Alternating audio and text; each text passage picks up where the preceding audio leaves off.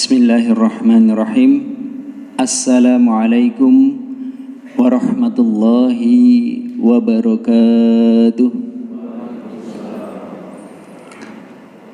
Alhamdulillah, alhamdulillahilladzi ja'ala dzal hijjah syahrul hajji wa ja'ala fiha al-udhiyah wa syara'a lana al-hajjah. Ashhadu an la ilaha illallah wahdahu la syarika lah wa ashhadu anna nabiyyana Muhammadan abduhu wa rasuluhu la nabiyya ba'dah wa la rasulah. Allahumma salli wa sallim wa barik ala nabiyyina Muhammad wa ala alihi wa ashabihi wa man tabi'ahum bi ihsanin ila yaumiddin. Amma ba'du. Qala Allah Ta'ala fi kitabihil karim, a'udzu billahi minasy syaithanir rajim. Bismillahirrahmanirrahim. Inna iddatasy syuhur indallahi 12 syahran fi kitabillah.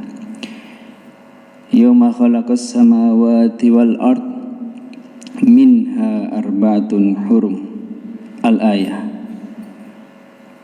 Wa qala Rasulullah sallallahu alaihi wasallam, ma min ayyamin ahabbu ilallah ma min ayyamin ahabbu ilallah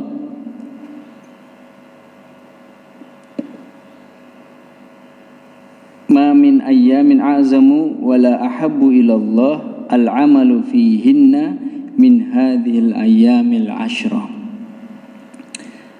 Fa'akthiru fihinna minat tahlil wa takbir wa tahmid.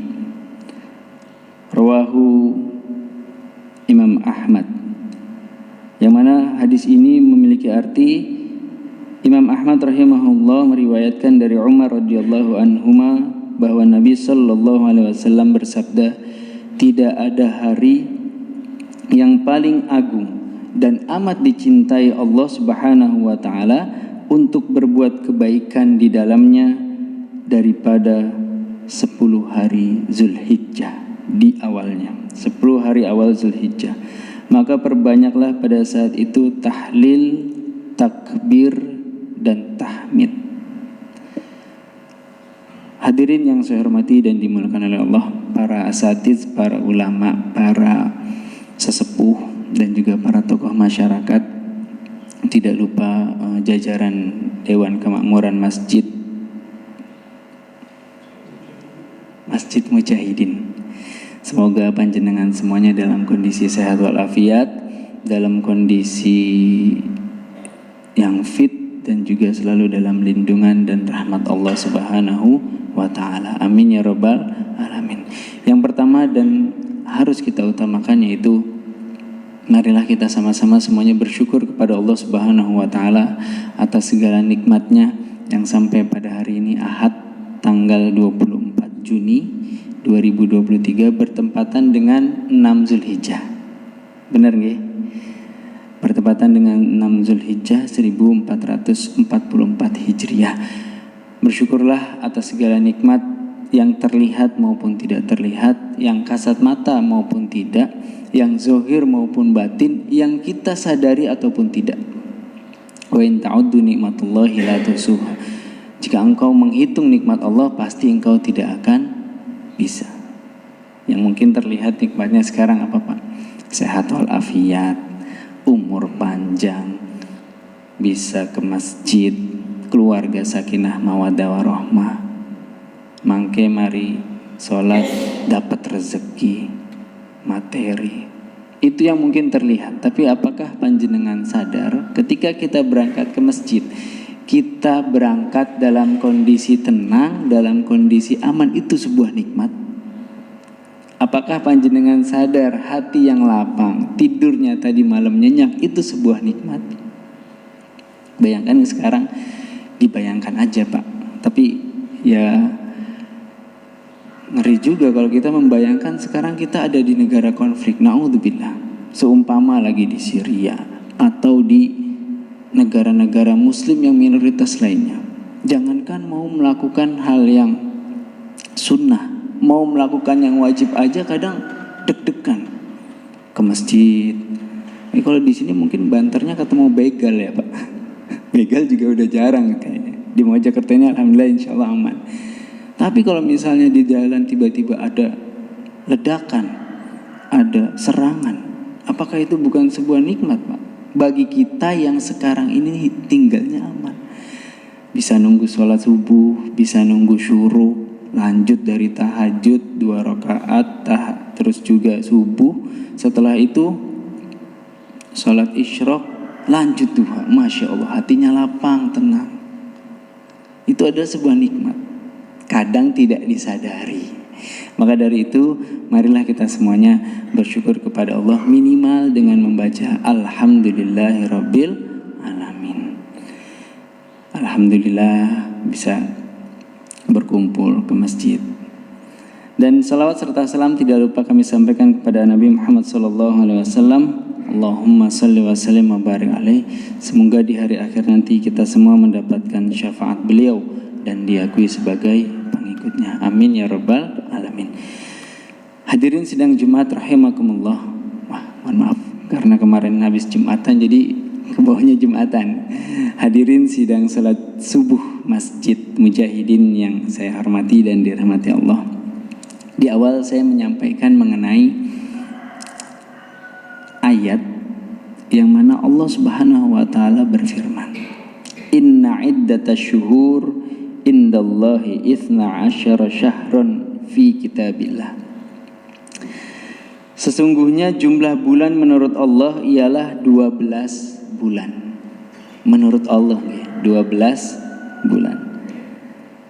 Yauma khalaqas samawati wal ard minha arba'atun hurum. 12 bulan dalam ketetapan Allah pada waktu itu Allah menciptakan langit dan bumi. Minha arba'atun hurum. Di antaranya niku wonten 4 bulan haram. Maksudnya bulan haram napa Pak? Pertama, Allah bilang sesungguhnya hitungan bulan menurut Allah itu 12 bulan. Sekarang yang kita tahu kira-kira bulannya bulan apa aja Pak? Muharram, Safar, Rabiul Awal, Rabiul Akhir, Jumadil Awal, Jumadil Akhir, Rajab, Sya'ban, Ramadan, Syawal, Zulqa'dah, Zulhijjah. Saniki berarti bulan ke 12. Tapi terkadang banyak dari kita yang mungkin hafalnya lebih hafal Januari, Februari, Maret, April, Mei. Dan gak jarang niku terkadang libur-libur nasional itu lebih marak libur-libur yang umum daripada libur yang kalender kita sendiri. Jenengan bisa bandingkan tahun baru Masehi kali tahun baru Islam. Nopo tahun baru Imlek kali tahun baru Islam. Mesti yang lebih besar di mal-mal tuh promonya dua tanggal ini. Padahal Allah bilang inna iddatasyuhur indallahi 12. Hitungan bulan menurut Allah itu ada 12, sama 12-nya. Tapi kalau yang sana dari Januari sampai Desember, kalau kita mulainya dari Muharram sampai dengan Zulhijjah. Dan Zulhijjah ini adalah bulan terakhir di dalam hitungan kalender Hijriah. Minha arba'atun hurum, di antaranya ada 4 bulan haram. Dan kalau panjenengan sadar Pak, panjenengan engah, Rasulullah SAW niku setiap bulannya, ini sebenarnya hadisnya di akhir. Karena Rasulullah SAW yasumu tis'a Dzulhijjah wa yamul Asyura wa 3 ayyamin min kulli syahrin minasyuhuri al-khamis. Jadi Rasulullah SAW berpuasa pada 9 hari Zulhijjah, hari Asyura, dan berpuasa 3 hari setiap bulannya di setiap bulannya, awal bulan di hari Senin dan Kamis. Hadis riwayat Abu Daud. Yang ingin saya sampaikan dulu yang belakangnya. Rasulullah itu melakukan setiap bulannya 3 hari berpuasa, dan niku disebut dengan puasa ayyamul bid 13, 14, 15 setiap bulan Zulhijjah. Dan kalau panjenengan sadar Pak, di tanggal ini mesti terjadi bulan purnama. Jadi purnama itu enggak kejadiannya ketika bulan Masehi, Januari 13, 14, 15 Masehi, Januari 13, 14, 15 Februari atau sampai Desember. Tapi kalau jenengan enggak, setiap bulan-bulan Zulhijjah, bulan-bulan Hijriah niku pasti terjadinya bulan purnama. Ini yang harus kita fahami, bahwasannya bulan saja mengikuti kalender Hijriah. Maha besar Allah, maha kuasa Allah atas segalanya. Nah, dari 12 bulan ini minha arba'atun hurum. Jadi kalau tadi setiap bulannya Rasulullah puasa itu di 13, 14, 15 Zulhijjah Hijriah, setiap bulannya mesti itu bulan purnama. Dan di antara 12 bulan ini 4 itu bulan haram. Yang mana maksudnya bulan haram adalah bulan yang haram melakukan sesuatu peperangan. Agar apa? Agar kita sebagai umatnya bisa fokus beribadah. Bulan apa saja itu? Yang pertama Rajab yang sendiri. Rajab itu sebelum Syaban kali Ramadan. Terus ada 3 bulan yang beriringan. Apa saja? Yang pertama yaitu Zulqa'dah kemarin ya Pak. Terus kita saat ini sampun masuk Zulhijjah. Setelah itu kita memasuki Muharram. Kita fokus di 3 bulan ini, tidak boleh berperang, tidak boleh melakukan hal-hal yang dilarang Allah Subhanahu wa taala. Agar apa? Maksudnya adalah agar kita umat Islam bisa fokus untuk memanfaatkan bulan-bulan ini. Terlebih ada hajat besar, ada ibadah besar di bulan ini, yaitu haji, yaitu kurban. Hadirin yang saya hormati dan dimuliakan oleh Allah Subhanahu wa taala. Alhamdulillah sekarang kita sudah masuk tanggal ke-6 Zulhijjah. Sebentar lagi 9 Zulhijjah kita puasa Arafah, 10-nya itu kita melakukan Idul Adha. Di sini insyaallah Idul Adhanya hari Rabu ya Pak. Berarti nanti puasa Arafahnya di hari Senin. Lantas apa yang bisa kita manfaatkan di sisa waktu ini? Bisa kita gunakan di sisa 6, 7, 8, 9, 4 hari ini. Hadirin yang berbahagia, Rasulullah SAW bersabda di dalam hadisnya, Ruwiyal Bukhari rahimahullah an Ibnu Abbas radhiyallahu anhuma, diriwayatkan dari Imam Bukhari, semoga Allah merahmati beliau, an Ibnu Abbas radhiyallahu anhuma, dari Ibnu Abbas, semoga Allah meridhoi mereka berdua. Sinten niku? Yaitu Abbas dan juga anak laki-lakinya, Ibnu Abbas radhiyallahu anhuma, semoga Allah meridhoi mereka berdua. Anna Nabiyya sallallahu alaihi wasallam, bahwasanya Nabi Muhammad sallallahu alaihi wasallam bersabda, ma min ayyamin al-amalus salih fiha ahabbu ilallahi min hadhil ayyam. Jadi tidak ada hari yang lebih baik yang mana amalnya dicintai Allah Subhanahu wa taala dari 10 hari ini. Qalu ya Rasulullah wala jihadu fi sabilillah. Sahabat bertanya kepada Rasulullah sallallahu alaihi wasallam, wahai Rasulullah, tidak juga jihad fi sabilillah bisa menandingi amal ini? Qala wala jihadun fi sabilillah. Bahkan itu jihad fi sabilillah tidak bisa menandingi amal-amal baik yang ada di 10 hari awal bulan Zulhijjah. Illa, kata Rasulullah SAW, kecuali illa rajulun kharaja bi nafsihi wa malihi thumma lam yarji'a min dzalika syai'an. Kecuali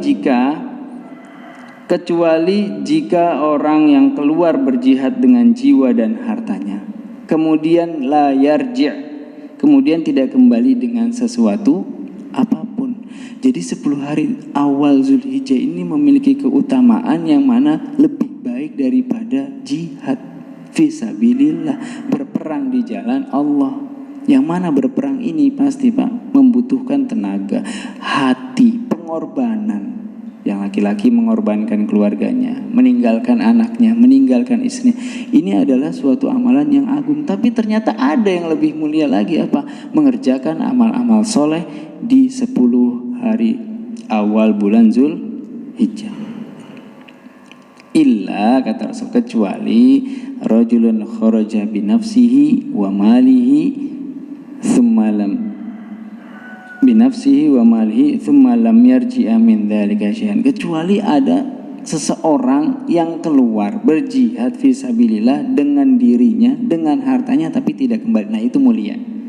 Tapi kira-kira pertanyaannya, penjenengan mau seperti itu enggak Pak? Sekarang nih kira-kira harus berperang. Waduh, kalau kita mungkin dari kecilnya belum terbiasa mental seperti itu, mungkin agak berat sekarang Pak. Makanya ada amalan yang bisa kita manfaatkan di 10 awal bulan Zulhijjah. Kalau memang kita bisa berhaji, itu sangat mulia Pak. Tapi saya sepertinya tidak akan menyampaikan, karena orang yang berhaji saat niki sampun teng Mekah. Sekarang berarti 6 Zulhijjah, hari Sabtu Ahad ini masih pada survei tenda, terus juga ke Arafah, Muzdalifah, Mina. Insya Allah mulai Ahad besok, Ahad, Senin sudah banyak yang berangsur-angsur masuk ke Arafah. Jadi saya tidak mungkin menyampaikan karena mereka udah memiliki keutamaannya.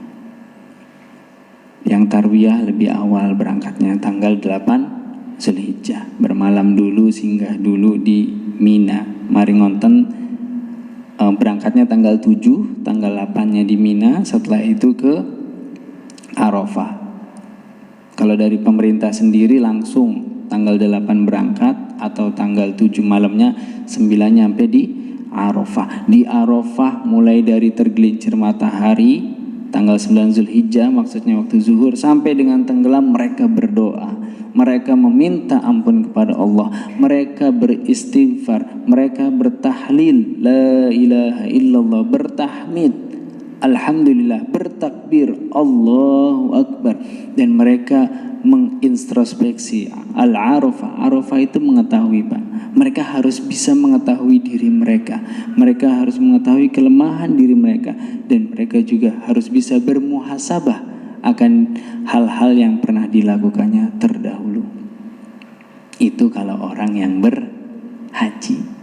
Kira-kira kalau kita sekarang, apa yang bisa kita manfaatkan?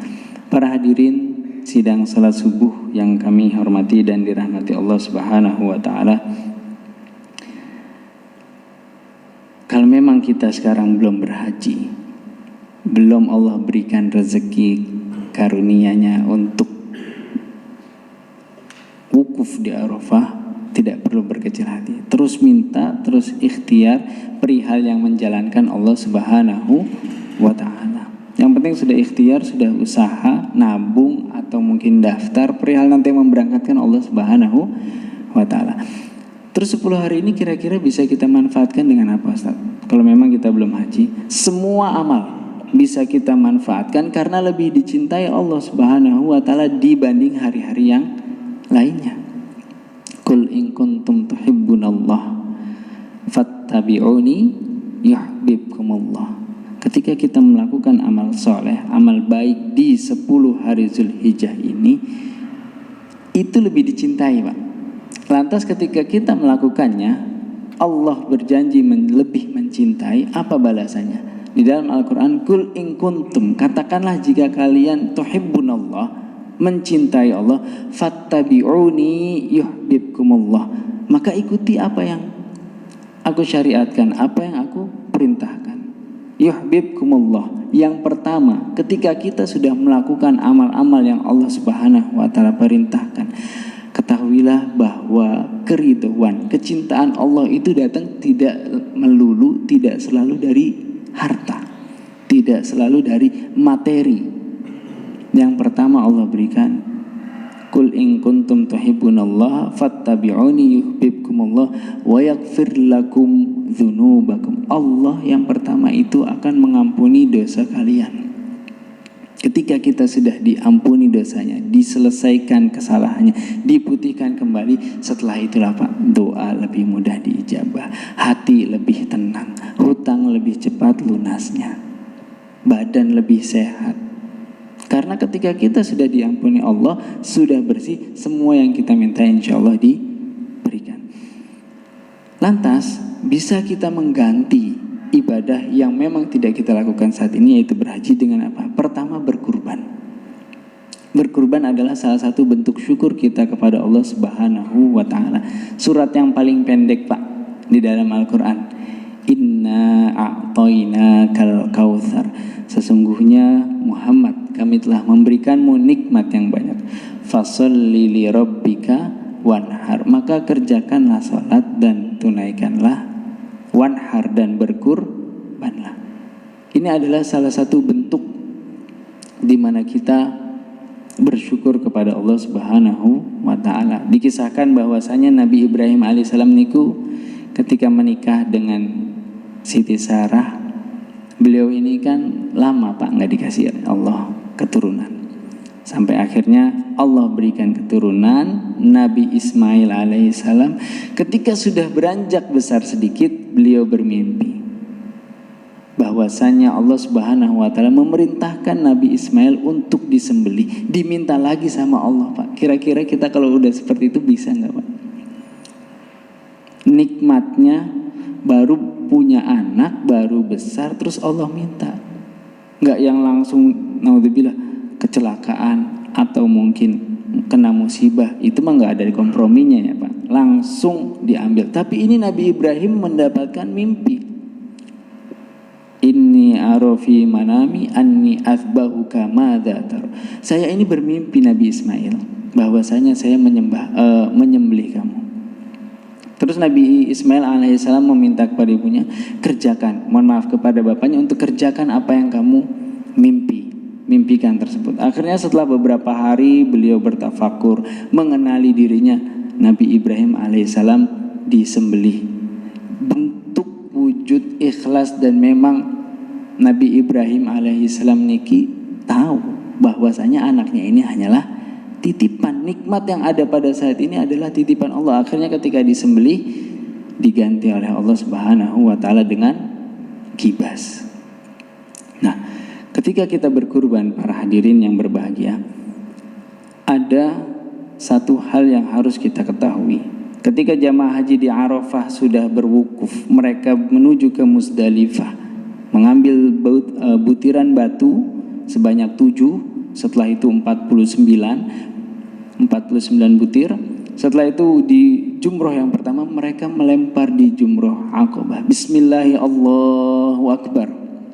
Seakan-akan mereka melempar kesalahan, melempar semua nafsu, melempar semua kekeliruan dan kejelekannya setelah sehari sebelumnya ada di Arafah. Bukankah ini juga yang dilakukan orang-orang yang berkurban ketika mereka diminta oleh Rasulullah Sallallahu Alaihi Wasallam, barang siapa yang melihat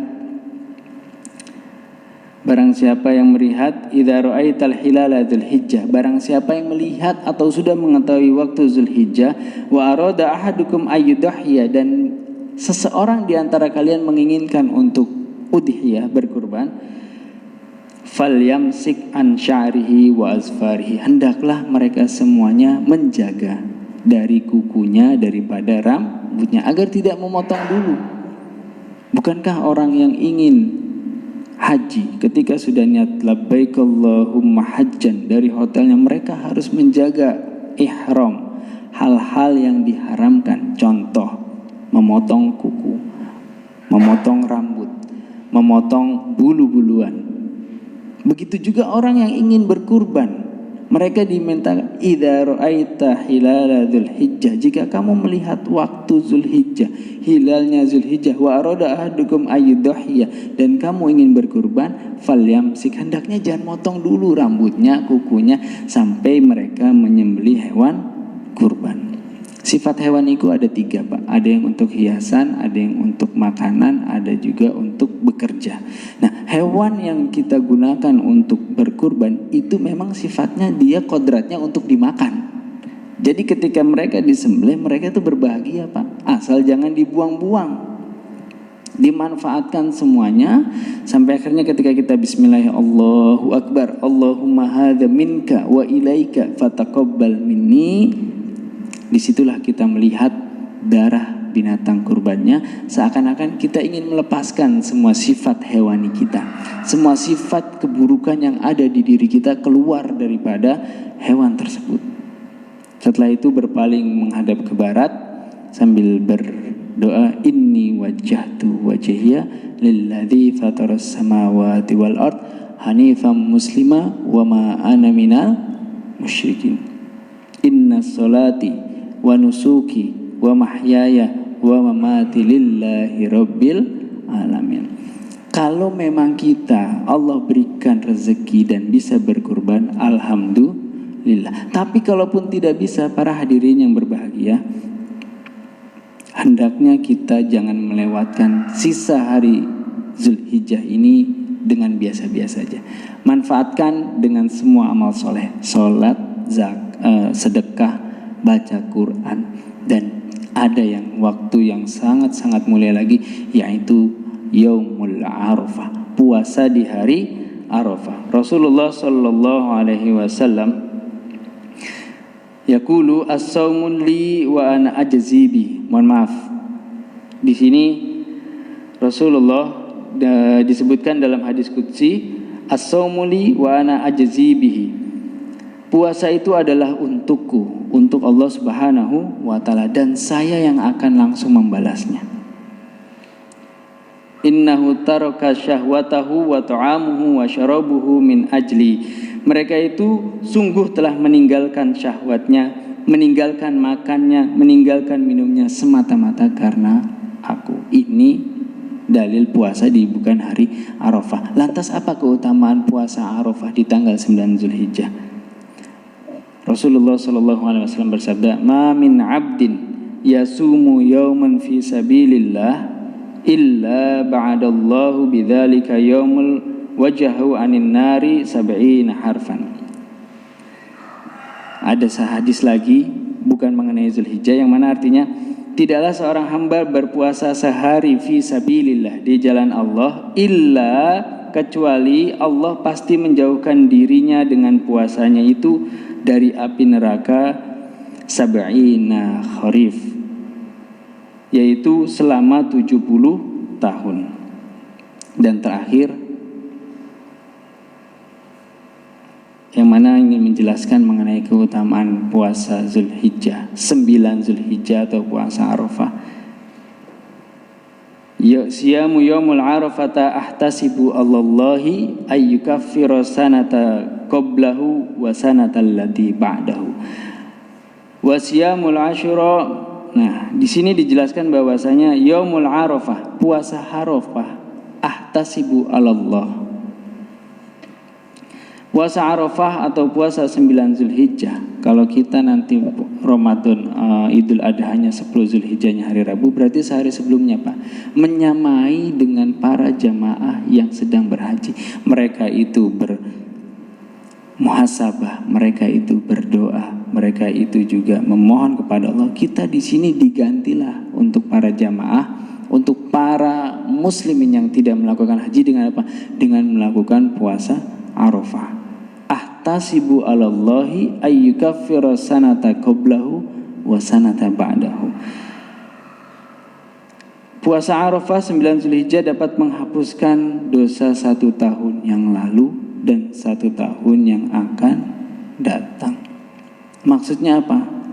Allah berkehendak, Allah memiliki wewenang untuk menghapuskan dosa kita 1 tahun yang lalu ketika kita melakukan puasa Arafah 9 Zulhijjah, dan 1 tahun yang setelahnya. Maksudnya bukan ketika kita selesai melakukan puasa Arafah, kita melakukan kesalahan, kita melakukan kehilafan, lantas dihapus begitu saja. Sama seperti halnya orang pergi haji, pergi umroh, pulang lagi nggak sholat. Dengan alasan kenapa? Saya sudah mendapatkan fadilah 100.000 kali lipat daripada di masjid yang lainnya. Ya, ini keliru. Tetap kewajiban harus dilaksanakan, hanya fadilahnya yang lebih. Maksud daripada 1 tahun yang telah lalu, kekeliruan, kesalahan kita yang telah terjadi, yang telah kita lakukan akan dihapuskan. Dan Allah berkehendak, dan Allah akan menjaga kita daripada melakukan perbuatan maksiat di 1 tahun yang akan datang. Bukankah itu sebuah nikmat, Pak? Terjaga daripada maksiat, terjaga daripada kekeliruan. Itulah yang dimaksudkan diampuni dosanya 1 tahun ke depan. Bukan berarti setelah puasa kita melakukan hal-hal yang tidak baik, melakukan hal-hal yang negatif, berharap udah diampuni karena sudah puasa Arafah. Maka dari itu ketika orang berhaji, mereka bertafakur, mereka mengetahui dirinya sendiri. Orang berkurban, begitu juga menyembelih hewannya, darahnya mengalir, berharap kekeliruan, berharap kesalahan, dan nafsu duniawinya juga mengalir.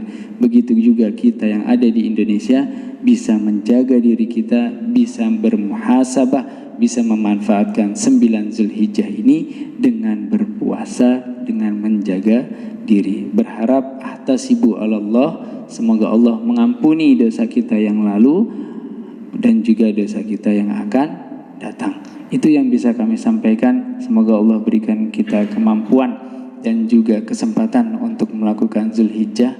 Mboten napa-napa lek panjenengan 6 hari yang lalu tidak puasa, tidak ibadah, kurang memaksimalkan 6 Zulhijjah yang awal, hendaknya di 6 hari ini, 7 dan juga 8, 9 Zulhijjah bisa memanfaatkannya dengan sebaik-baiknya. Yang penting tanggal 9-nya jangan ketinggalan ya Pak. Mau bagaimanapun, kalau memang belum bisa berhaji, berkurban. Kalau belum bisa berkurban, berpuasa. Kalau bisa semuanya alhamdulillah. Berkurban iya, puasa Arafah juga iya. Itu saja yang bisa kami sampaikan. Ada tanya jawab mungkin atau langsung Pak? Sampun? Mungkin itu saja yang bisa saya sampaikan. Setelah ini mungkin setelah selesai taklim ada, kalau mau sesi pernyataan dan pertanyaan monggo. Saat tadi ada yang keliru penyampaiannya, monggo dinyatakan. Atau yang mau bertanya juga kami persilahkan. Semoga dari pertemuan ini Allah berikan kita kebaikan, manfaat dan juga keberkahan. Ketahuilah jika panjenengan mendapatkan kebaikan, mendapatkan kemanfaatan, itu datangnya dari Allah Subhanahu wa taala, dan jika ada kekeliruan, kekhilafan dan kesalahan, itu datangnya dari saya pribadi. Fastabiqul khairat, ihdinas siratal mustaqim. Kurang lebihnya mohon maaf. Billahi taufiq wal hidayah. Assalamualaikum warahmatullahi wabarakatuh.